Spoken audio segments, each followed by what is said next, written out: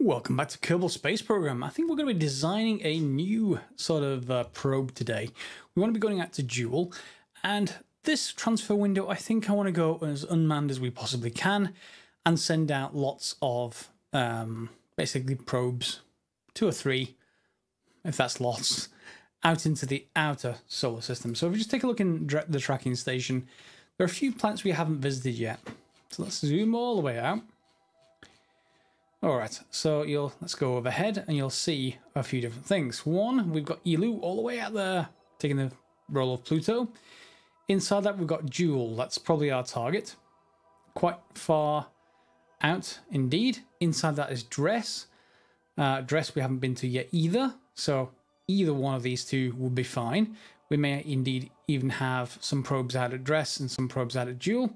And then of course we've got Juna, we've got Kerbin, we've got Eve there, and we've got Moho right in the middle. Hard to get to Moho. Well, in fact, it's not hard to get to Moho. It's hard to stop once you get to Moho. That's the main problem. So yes, we've got a few planets we want to send out some kind of communication system to. There's our 9 Kerbal station, and we have some communication to Juna. That's good. Some communication out of Viking 1 and Expedition 2. So we need some more of a deep space network, essentially. All right, so let's start by looking at, well, leaving this behind. And let me just plot out, see when the Dress transfer window is. So Kerbin to Dress. And let's just plot it. And add an alarm. So that's a year and 17 days off. So we may as well head for Joule first. I don't think I've got any missions yet because it's still giving me missions for places close in. But because I've done that, yeah, I've done that on camera with you guys. I don't want to repeat too much, but there are bits and pieces. Recover a module from orbit of Ike and recover it on Kerbin. I guess I don't know what that actually is. It's 1 ton, it's 10 meters long, 3 meters wide, and 10 meters in length. So it's essentially a big flat plate of some kind. It could be circular, well, it depends how this is defined, but it could be, you know, roughly circular or rectangular.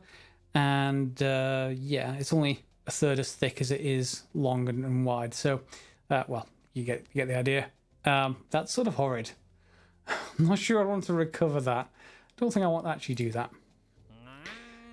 Science data from surface of Eve. We are going to have to go to Eve, but not today, because it's very hard to get back off again. We get some repeat missions we've done before. We're actually on Minmus by some from the last episode. We've got a launcher over there, so we'll just take that. Science data from surface of Juna. Nope, we're not going to worry about that. Nor are we going to do any surveys. Long-term reconnaissance survey of Eve. No, we're not going to do that either. So I think I'm just going to send out a craft. We've got 2.3 million, so we've got enough to build something decent. Let's head over to the VAB and let's see if we can build ourselves a new probe. Probably an upgraded version of one of the previous ones. So you may remember the Viking 1. Here we have it with its little probe on the inside. So let's just take everything else away. And you get the idea. This was Viking 1. So there was our RA-15. So what we're going to design this around is the biggest antenna we can possibly get up there. So the RA-15 is this one. This has a rating of 15G. Do we have anything with larger than that? I don't think we do. I think that it actually is the largest one. Or have I not bought it yet? Do I need science to buy it? Don't save. Let's go and take a look in the R&D. I thought there was at least one more. I've only got 200 science, so I'd have to get some science to actually complete this, but where would the antennas be? Advanced unmanned? A signal satellite, that's remote guidance unit, and the Hex 2, that'll be good probe core, but needs 550. So we'll have to transmit some science back. Let me see if I can find a better antenna. Okay, so here's the node with the best antenna And unfortunately, that's the one I'm going to need. How this works is the range of the antennas are worked out as the, if you add together the rating here, 100G or 100 gigameters, along with the level 1, 2, or 3 rating, and then take the root of them, that's your sort of max range. And Dual definitely needs us to go over this, even with the level 3, and ELU is even worse. You may need multiple of them. So we're going to have to get 500 science somehow. I do think we do have those people still out on Minmus. They could go and get more science and bring it back. So let me just go and take a look at them. Okay, Bob and Dillick are out here. Bob's obviously the scientist. They don't have all that much. There is a bit of science in here. We can just look at the view stored data. So that's 15 or so, 9, 10. So, you know, it's getting towards 50. And we should probably see if we can actually get a bit more. So we'll just do a quick flight, I think, just to prove the concept and get a bit of practice in. So I think we're going to head... well, that's a good point. Which way are we going to go? Let's... East or west should be fine, so it'll probably be this direction. Let's just turn on the SAS system. Turn off Smart ASS. Turn on ASS. And then let's just take off.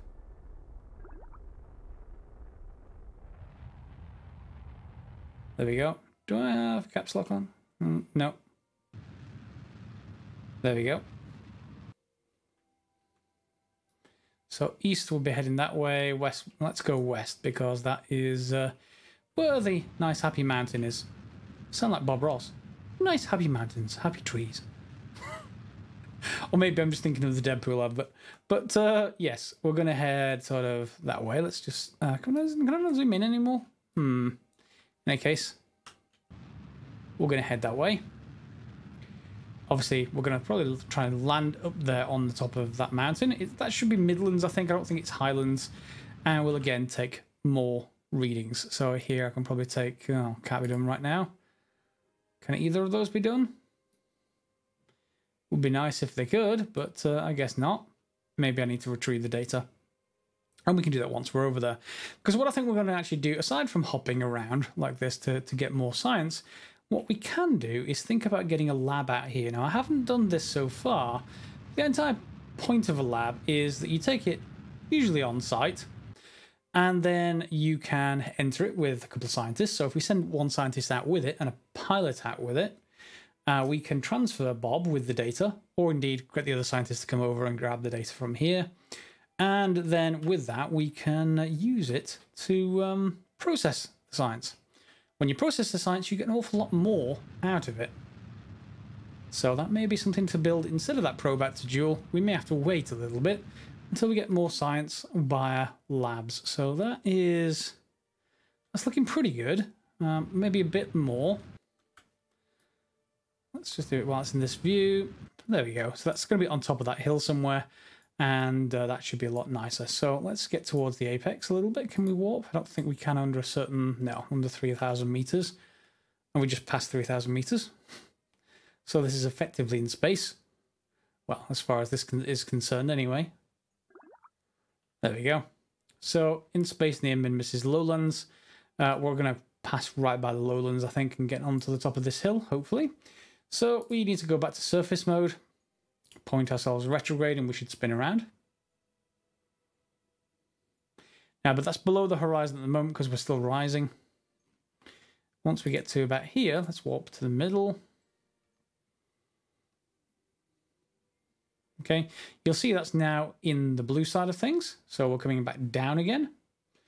And our burn is here, and as well as our impact. So we're going to get a little bit closer, and then we'll try and land and do some more observations from the surface. And here we are coming in somewhat for a landing on top of the hill. Took a little bit more thrust to actually get us down here, but impact in 13 seconds. So we're ready to burn. 12, 11, 10, 9, and full burn. That will slow us really down fairly quickly. So much so that I don't need to burn all that much. There we go. and we'll slowly drift down.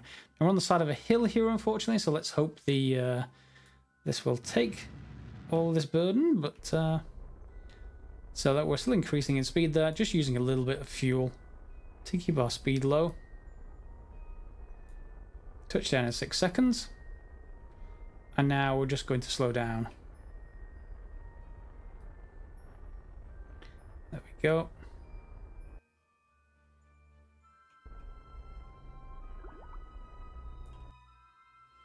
And we've got enough legs that hopefully that should keep ourselves upright-ish. Oh, back we go. There we go. And we now have a new site that we've got more science available on. So again, we have a seismic scan. We already have a surface sample for here and a material study, so we don't need to worry about that too much. Seismic scan, we may need to actually grab the data. I think that's right there. So we'll have to go out here with Bob. Once it stops swaying, we're not going to get out with the pilot. Hopefully that... let's just turn this off for a second and stabilize. Are you going to stabilize? Let's get out with Bob. Yeah, there we go. And I'm just going to go and collect that data. I think from now on, it would be good if Universal Storage had the science, what's it called? The science sort of collecting material.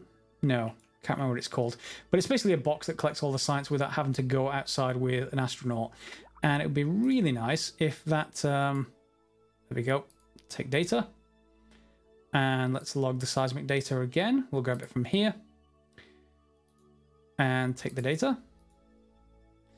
And it would be really nice if we had that on board somehow. Now, it's kind of bulky and odd. You can sort of put it in between the parachute and the main body in some of the smaller crafts. It actually looks okay like that. Looks like very much like a Gemini Mercury capsule, that sort of thing. But not so much when you're in this size. So it'd be nice if Universal Storage had a bay that was that collection point, because this is behind our heat shield. The only alternative thing you can do is really to stack this one higher and then put it inside a bay to make it look nice. But then it can be quite odd. So yeah, I will just mention that. And if anyone knows of a solution for that, I'm more than happy to hear it. We don't want to just stick it on the outside. It will be burnt off when the heat goes around the heat shield and hits this stuff on the side. That's one of the reasons why we have retractable solar panels. They have a tendency to come off the side as well. Okay, so we're now down on the planet. I'm going to go around the vehicle and then go and make sure everything is still okay. And we'll come back and once I've done that, and then let's see how much science we have available.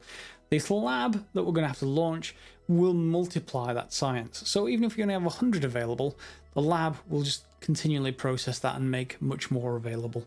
And of course, we have a great signal back to the planet. So as long as we have a decent antenna on the new ship, then we should be fine.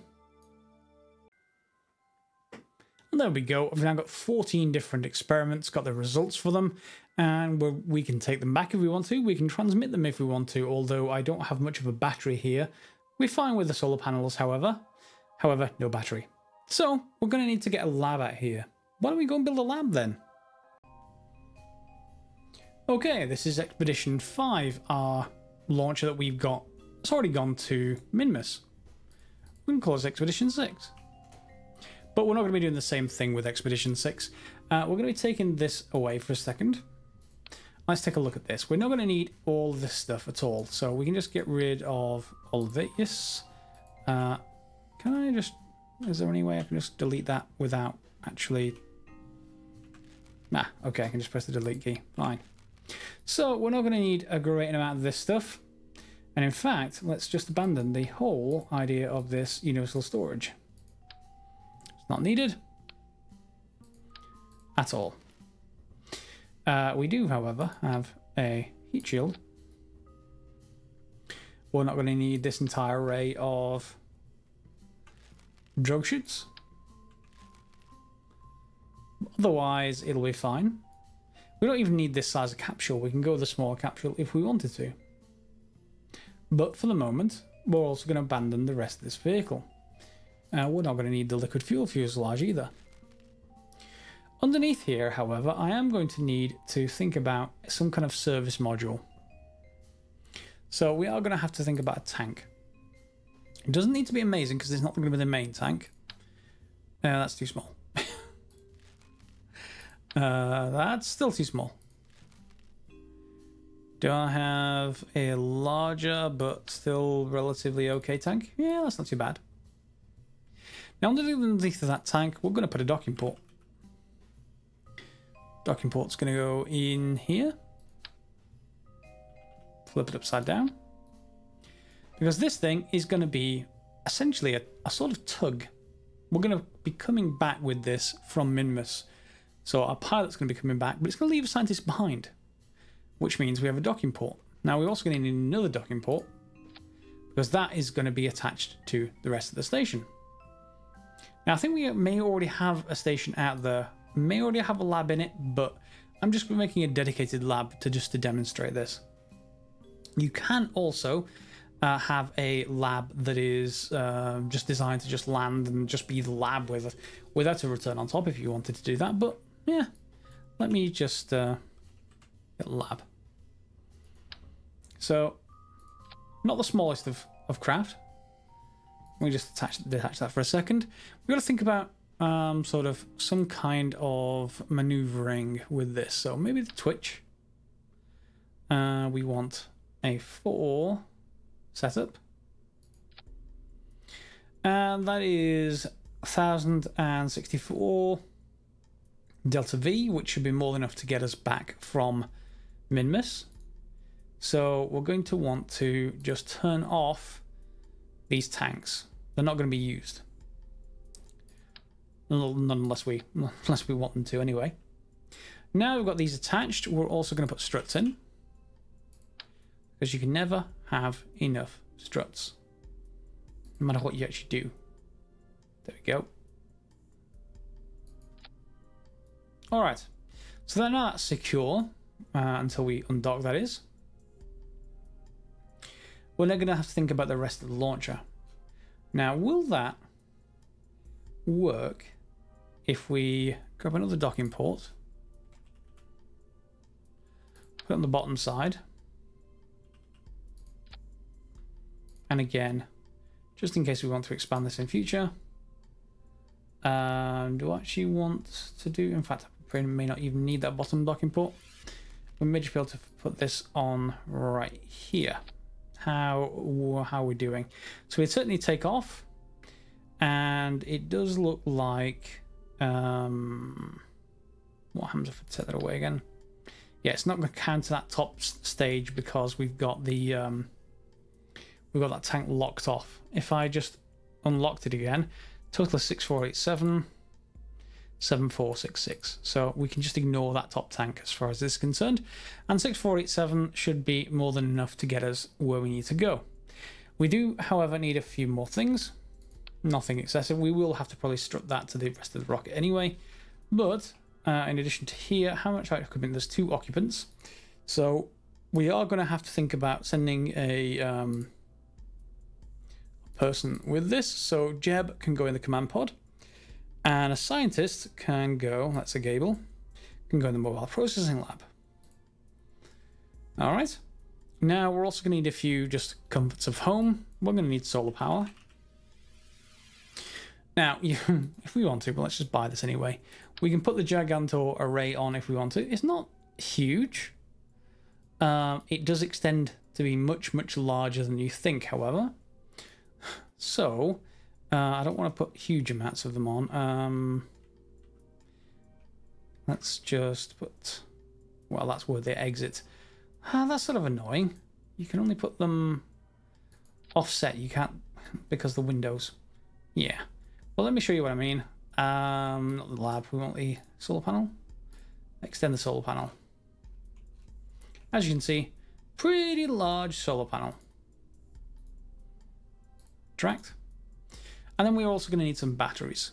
Now, typically, when I build a larger solar station, larger space station, I don't normally put the batteries around here. There's not lots of nice space, but let's just see what kind of batteries we've got. Yeah, you see, we've got these, and they are large enough to fit right there. Each of them is 400 electric charge, that's 1200. Hopefully that will be good enough to deal with any charge issues for electricity. This thing is not coming back, so we don't need to worry about thermal or stuff like that. We do, however, need to worry about transmitting stuff. So we are going to need an antenna. And we're only going to Minmus, so we don't need a huge antenna. Well, I'm just going to put a regular antenna for low. Let's just reduce the mirror. Yeah, reduce that.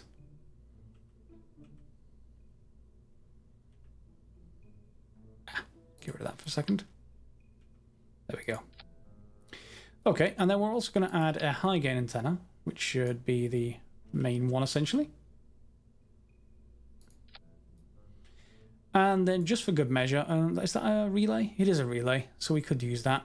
I don't really have room for this one, but we do have room for this one, which is the same effective size. So just in case we want a longer range antenna. By the way, antennas do multiply. So if you have need of a longer range, you can just add many antennas. Now the reason why we couldn't do that for the sort of dual setup is that you need like 10 antennas attached to the thing, and all this large size. So this kind of size. So yeah, let's not. Let's just extend that. See how that looks. That's sort of in the way of the other one. Since the extend you and extend you, maybe they're at right angles, so I can deal with that. And I think what I'll do is just use the move tool just to grab this and move it up a little bit.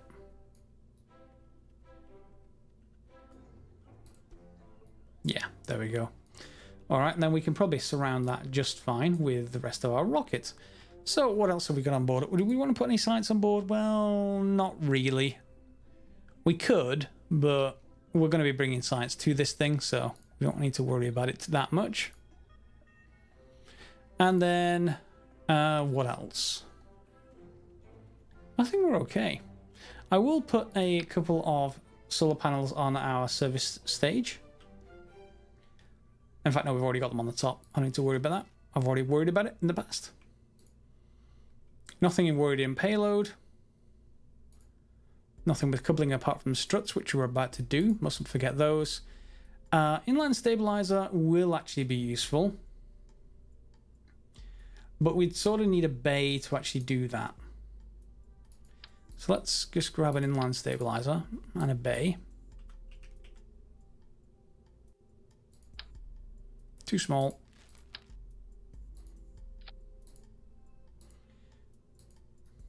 Come on. Problem with that engine when it does that.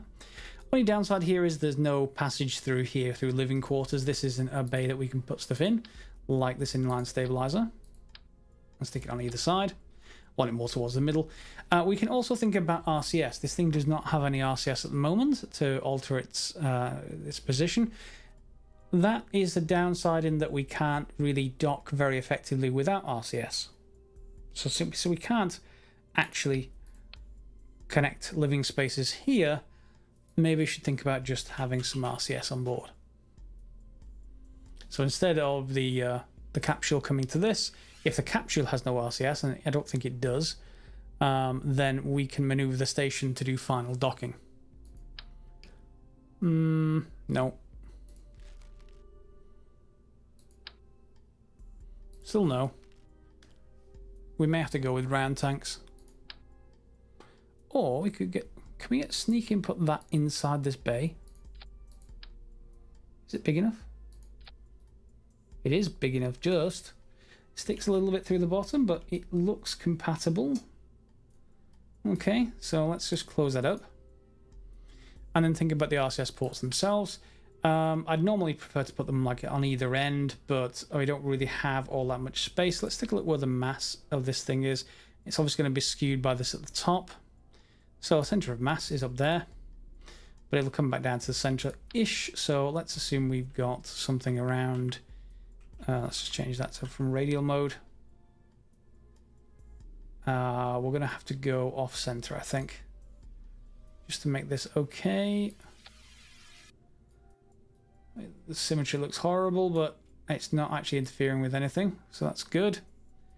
And that should be set. So let's see if this will still take off with all this extra stuff. That's going to try and attach the nodes wrong. Doesn't like the node being there. Okay. So let's actually just put this last. We're going to dock to the RCS tank. Unless we've got any chance of a bigger RCS tank. 120, 750? Ah, there we go. It's much better. So let's put that inboard, because that's going to be heavier, essentially, until we're empty. And then we can put that in the end, and throw this away. And that'll have a couple of models. We can go with black and white if we want to. Alright, will it still take off? Yes, it will. And we're 5,800. That'll still be okay, I think. Yeah, we should still be okay. And worst comes to worst, we can tug it a little bit using these Twitch engines once we're in orbit. Okay, so let's take a look at this. We're gonna have to rebuild the fairing, aren't we? So let's just delete that, rebuild it. And the thing we have to watch is so that we get outside. Let's just close that. We get outside this antenna right here. So let's just get that there.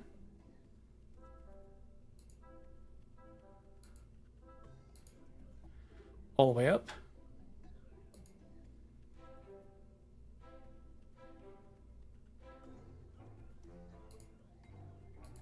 There we go.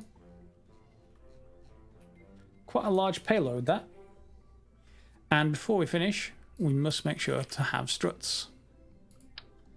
We want to make sure that this whole thing is attached firmly to the decoupler before everything gets separated.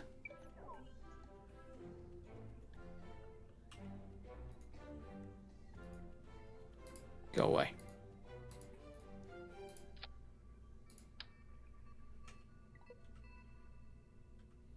Four. Let's go for 6. Okay, there we are. That should be secure aside from that flickering. And let's change this to clamshell on, because I much prefer clamshell, and bring that ejection force up. And we're going to go to 2-sided, not 3, because I just prefer that. And in fact, how does it look with grey and orange? Sort of terrible. Black and white? Still terrible. We need the mod with all the textures in from from Real Solar System. Alright, Expedition 6. We look to be okay on staging up to there, then this, that, then this. I want to separate those.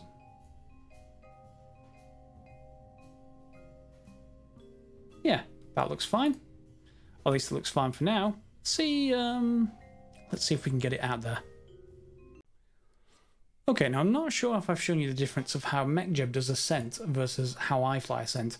You've seen me fly ascents before in this, and I tend to loft fairly high, whereas MechJeb does not. MechJeb tries to go fairly efficient, so I will just show it just for this once, although I tend to fly it myself because, again, it stays in the atmosphere for quite a bit when we fly MechJeb in vanilla. So I'm going to engage the autopilot, and we're going to launch. Okay, now MechJeb has control, and you'll see it's this classic ascent profile, which is still sort of like the very old way of doing things. It'll wait till around 100 and it'll start tipping us over fairly significantly. Now there are all other profiles we can use, and we can adjust that as well. If you know of the absolute best for vanilla, feel free to put a comment below for everyone else who's watching if they want to use MechJeb Ascent. I don't use Ascent that much in vanilla. It far more useful are the other nodes, and I don't even use landing guidance either.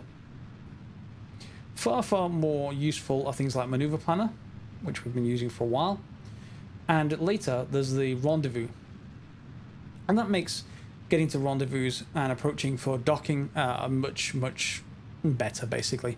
I quite like doing docking manually though, especially with Navy Fish's docking port alignment indicator. Very happy with that. Much better than the default the way of doing it on the nav ball. In any case, we're heading up towards orbit now, so I'm going to cut forwards and we'll see you once we're up there. And one quick note, MechJeb will quite happily stage, auto-stage that is, these boosters. Even though they're connected with fuel ducts, it will get rid of them, even though they're not in their own separate stage as such. The separation is in a separate stage. And here, oh, yeah, they hit each other. And here you'll see the effect where MechJeb is going through the atmosphere sort of far more inclined or far more horizontally than I would. It's not to a dangerous level, it's still perfectly fine. You'll see, however, that the periapsis is coming up while we're still quite low in the atmosphere. You know, it's not towards the upper atmosphere at all. And we will get to the point, of course, when it will lose those fairings, but we should be high enough at that point. We shouldn't have much problem with MechJeb. And we're here in orbit with the entire rocket still here. We still have a few hundred delta V left. And of course, we're going to be going around the other side. However, because we've only got a couple of 100 delta V left, our estimated burn time is going to be way off. The next stage up is nowhere near as powerful. So as normal for that kind of thing, we're going to essentially start early. So let's just get around to around about here. And how's our electric charge? Perfectly fine. We can wait till after the maneuver to extend our solar panels. So round we're going to come. There we go. And let's get a little bit closer again.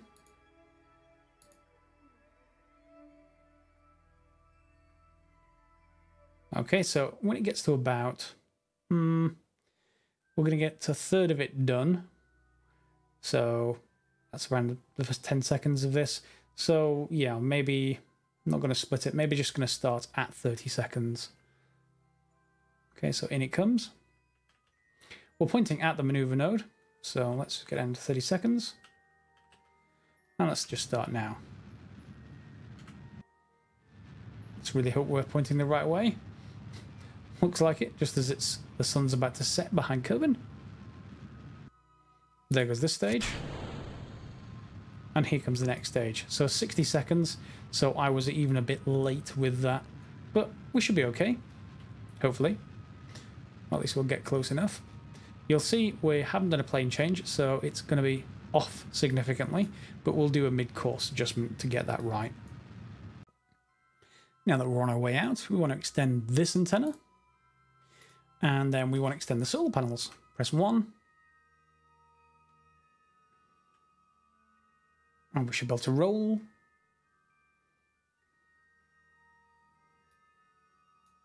And there they come. Huge solar panels. Very useful though. Okay, so with those extended, we can execute the next node, which is just our correction to bring ourselves into or past Kerbin. It's not Kerbin. Minmus as we go out there as normal. So nothing excessive there, nothing you haven't seen before. I'll skip forward until we're on the approach. And in we come. Heading towards the circularization maneuver. And there you'll see we have another space station in orbit, but this one is going to be Expedition Space Station. It's the one with the lab that's occupied. That's not occupied, I don't think so. In any case, here we come. Ready for the maneuver. Only 14 seconds, will not take long at all.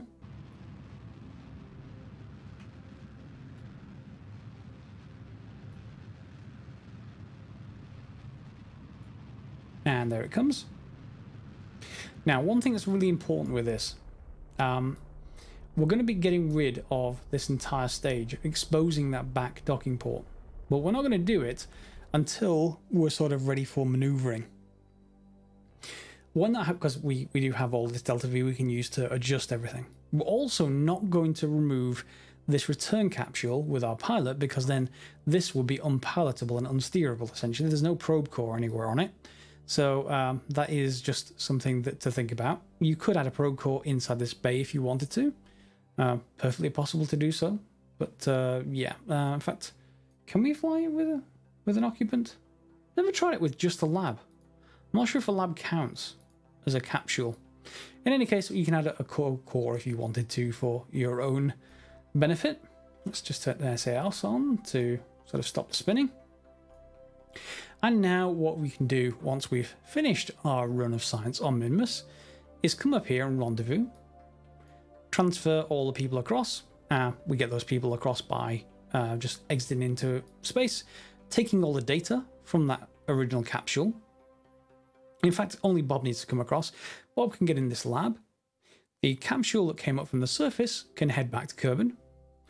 And then this can also head back to Kerbin with our pilot, Jeb, leaving 2 scientists behind on a serviceable space station.